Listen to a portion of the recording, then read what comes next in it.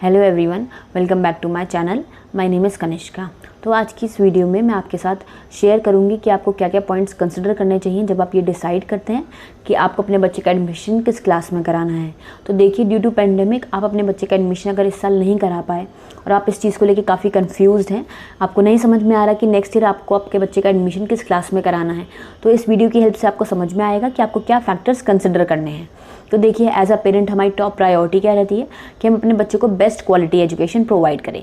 तो एक पूरी स्कूल एडमिशन सीरीज़ है जिसमें मैं आगे आपके साथ और भी वीडियो शेयर करूंगी, जिससे आपको पता चलेगा जब आप स्कूल विजिट करने जाते हैं तो आपको क्या क्या चीज़ें ऑब्जर्व करनी चाहिए, क्या क्या क्वेश्चंस पुट अप करने चाहिए। ओके, तो अगर आपने मेरा चैनल अभी तक सब्सक्राइब नहीं करा है तो जल्दी से जाइए, मेरा चैनल सब्सक्राइब करिए और बेल आइकन को प्रेस करिए।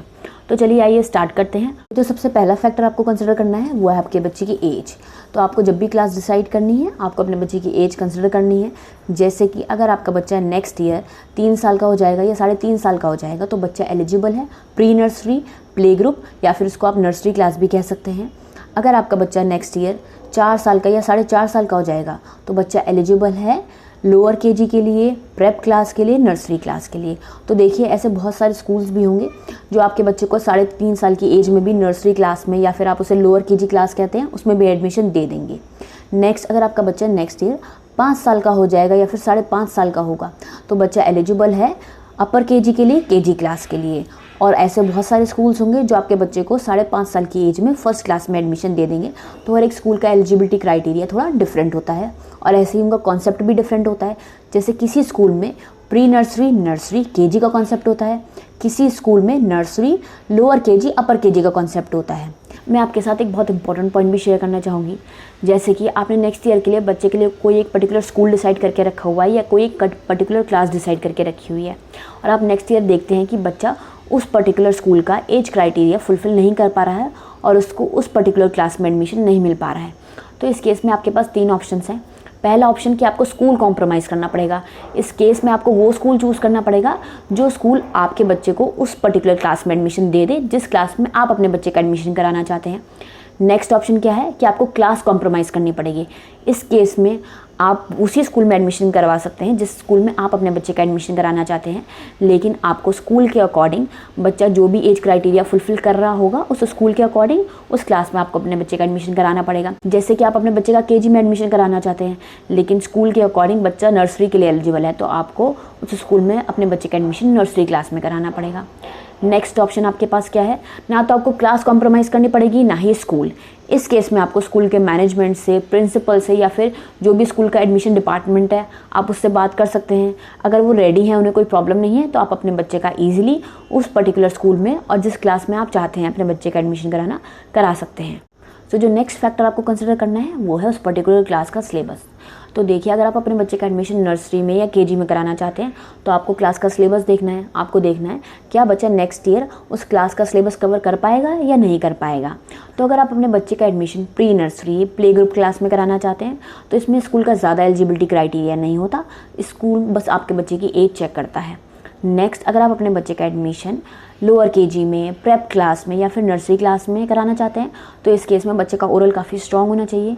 उसे ओरल A to Z पता होना चाहिए, 1 to 10 काउंटिंग आनी चाहिए उसको। उसे basic shapes, colours, animal name, fruits name, vegetable names, ये सारी चीज़ें पता होनी चाहिए। अगर थोड़ा अप एंड डाउन है तो उसमें कोई प्रॉब्लम नहीं है, स्कूल एडजस्ट कर लेता है। तो अगर आप अपने बच्चे का एडमिशन अपर केजी में या केजी क्लास में कराना चाहते हैं तो इस केस में बच्चे का ओरल और रिटन दोनों ही स्ट्रॉन्ग होना चाहिए, बिकॉज बच्चा अब CBC वर्ड्स रीड करना और लिखना सीखेगा, वो 2 लेटर वर्ड सीखेगा, वो हिंदी के स्वर लिखना सीखेगा। तो जो डिफ़िकल्टी लेवल है वो थोड़ा हाई हो जाता है। तो बच्चा थोड़ा रेडी होना चाहिए इस चीज़ को फेस करने के लिए। अगर कोई भी लर्निंग चैलेंज आता है बच्चे को तो उसमें कोई प्रॉब्लम नहीं है, टीचर और पेरेंट मिलकर उस चीज़ को सॉल्व कर सकते हैं। आपस में उनको थोड़ा कम्युनिकेट करना है चीज़ों को, उन्हें देखना है कि बच्चे को कहाँ प्रॉब्लम फेस हो रही है। मैं आपके साथ एक पॉइंट और शेयर करना चाहूँगी।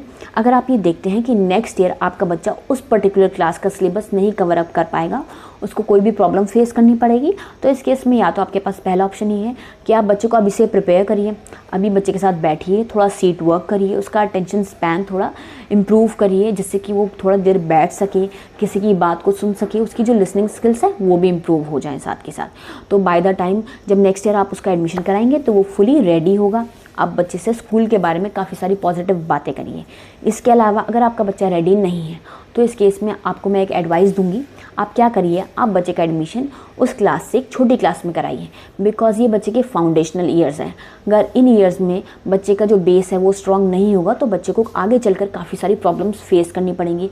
और ऐसा भी हो सकता है आप बच्चे का एडमिशन अभी तो उस पर्टिकुलर क्लास में करा दें, लेकिन अगर आप ये देखते हैं बीच में कि बच्चा उस क्लास में एडजस्ट नहीं कर पा रहा, वो उस क्लास का सिलेबस नहीं कवर अप कर पा रहा, तो इस केस में आप ये सोचते हैं कि चलो बच्चे को वापस प्री नर्सरी में डाल देते हैं या फिर लोअर केजी में डाल देते हैं, तो बच्चे के माइंड में थोड़ा कॉन्फ्लिक्ट आ जाता है, थोड़ा कन्फ्यूजन क्रिएट हो जाती है, बच्चा भी काफ़ी डिस्टर्ब हो जाता है।